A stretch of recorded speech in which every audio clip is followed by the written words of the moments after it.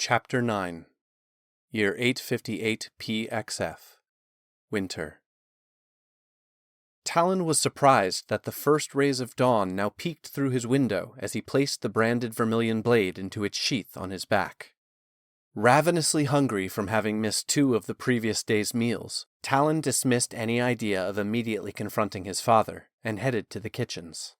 When he arrived, Miss Haddington and the cooks were already preparing the day's meals. They greeted Talon with rashers of ham, bowls of hearty porridge, and a full skillet's worth of fried eggs. While there were still many questions for him to answer, there was a clarity to the world that Talon had not felt for many years, and his whole demeanor reflected it as he stepped out into the courtyard. The commander waited there, blocking Talon's path to the training yard. Dressed in his full combat armor, glaive still undrawn but stance prepared for immediate action, the commander spoke. Talon, hold there. It was not a request. Instead, his chiseled expression was deadly serious. Confused, Talon stopped, then cautiously took a step forward. Commander, what is this about? Now all but reflexively drawing the Vermillion Blade. Hold, Talon. I do not wish to kill you this day. The commander issued the order as a restrained bark through clenched teeth. Talon now questioned the clarity he had felt just moments prior. He had easily divided his world into friend and foe, but now the commander acted as an adversary, not an ally. Seeing the same concern in the commander's gaze that had afflicted it earlier in their training when Talon was relying so heavily on the chains, he realized the commander was reacting to what had transpired between Talon and the Vermillion Blade. The question was if his aggressive stance was due to him thinking Talon had succumbed to the glaive, or if he had subdued it. Talon proceeded with caution. He took a deep breath, and as the commander had always advised, he trusted his instincts.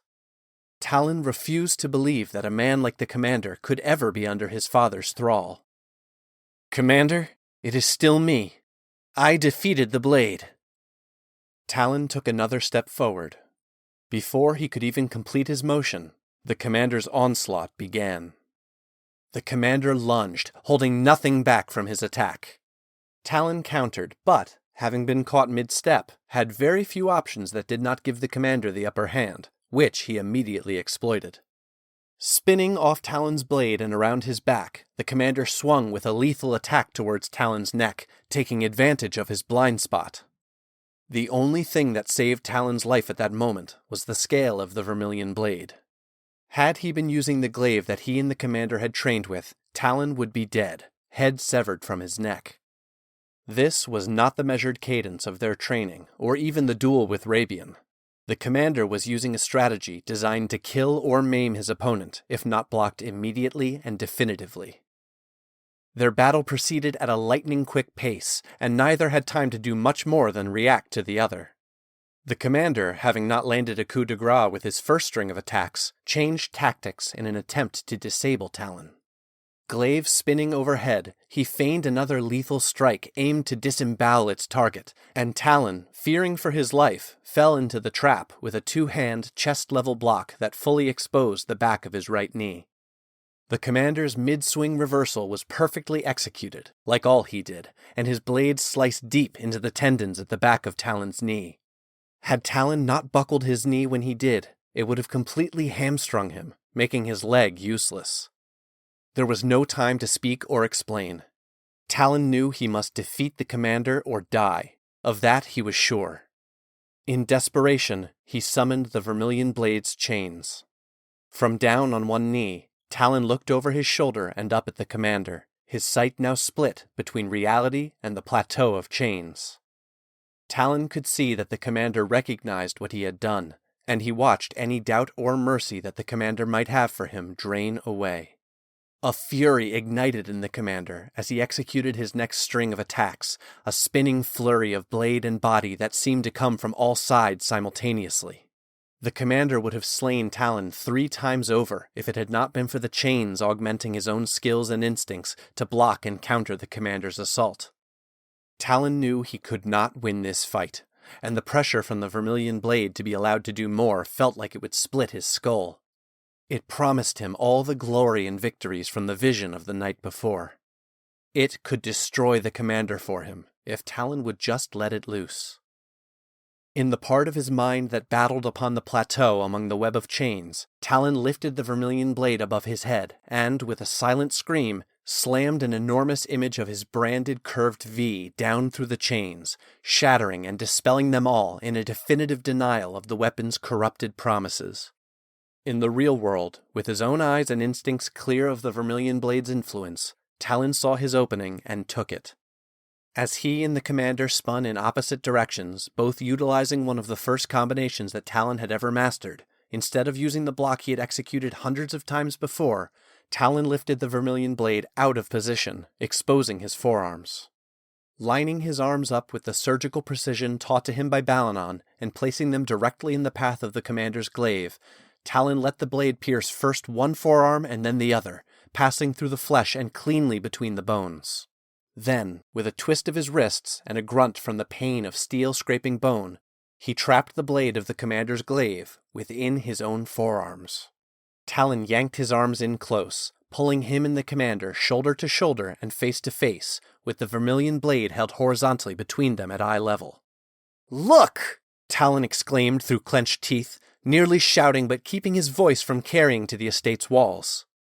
"The weapon bears my mark, my scar.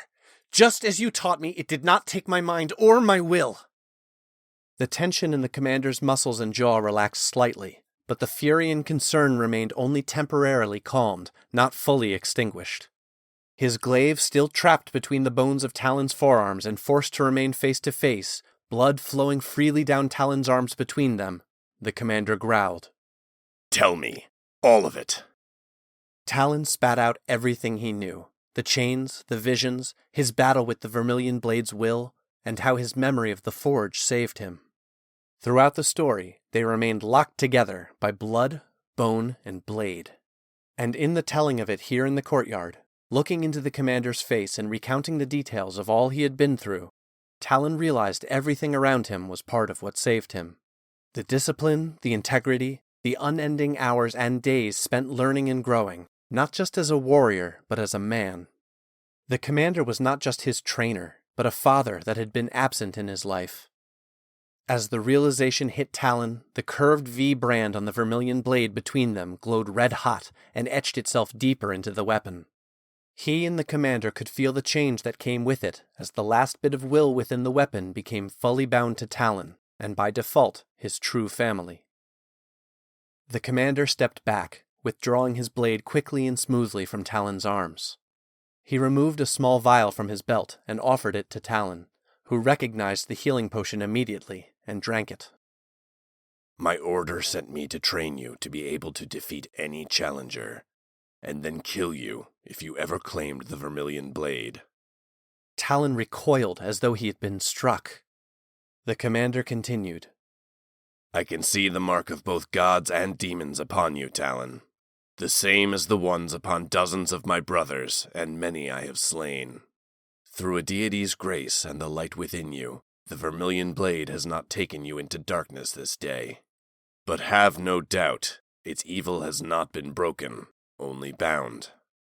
Even though you still live while wielding that thing," nodding to the Vermillion Blade, "I consider my oath fulfilled. The blade is defeated for now. I shall be gone by midday." Talon was reeling from the commander's words, that he had been sent to kill him, and then the shock that he would soon depart. What am I supposed to do next? Am I ready to go search for Riken? What about the darkness to which I am still bound? And the... Talon tested the word.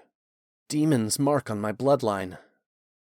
"You are bound to a god as their chosen, or perhaps even their champion, so what your future holds is not for me to say." The commander turned on his heel and headed to his quarters to prepare for his departure. True to his word, the commander rode out the gates of the Corvermain courtyard before the midday meal was served. Talon had so much to say, so much to ask, so much more he needed and wanted from the commander. But words failed him as he accompanied him along the road, and soon they came to where their paths would part. They paused side by side at the fork in the trail. "My path is unclear, but what of you?" Talon asked, needing to have some glimpse of what the future may hold for this man who had shaped his life over the last 2.5 years. I'll return home to my wife, who undoubtedly has missed my sparkling personality, the commander stated flatly, so devoid of emotion that Talon almost missed the joke. But before he could comment, the commander continued, his voice becoming earnest and forthright. I will also have to let her know that while she bore only 2 sons, she now has 3. Talon, words bound by more emotion than he could overcome and unable to say all he felt, was finally, with humble gratitude, able to choke out, "Commander, thank you." The commander nodded with a grunt of acknowledgement, emotion seeming to catch his words as well. Then, after a pause, held out his hand. Call me Lachlan. Talon took Lachlan's hand with a smile, and for the first time he could recall, the commander smiled in return. They then parted ways as each continued on their separate paths, Lachlan to his home and Talon to the spring.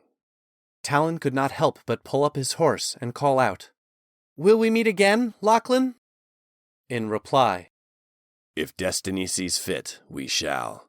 But if you have need before then, send word with your mark to the Lord Protector of Falconspire, asking for Commander Lachlan Sanbarthony Greymont.